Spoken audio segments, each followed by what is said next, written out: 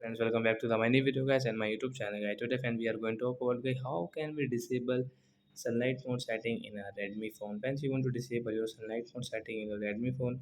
So man, how can you disable? Today I will show you in this video guys. So before starting video, friend, first of all go and subscribe the channel, click the bell icon, like the video.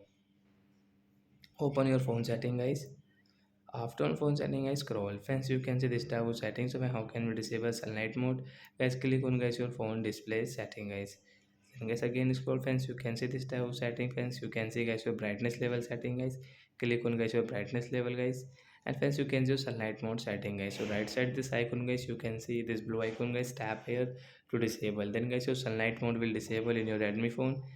So like that guys, you can disable your sunlight mode setting in your Redmi phone. So that's it guys, thanks for watching the video guys. We will meet on next video guys with new topic. Before going guys, please go and like the video, subscribe the channel. Bye bye friends, thanks for watching the video guys.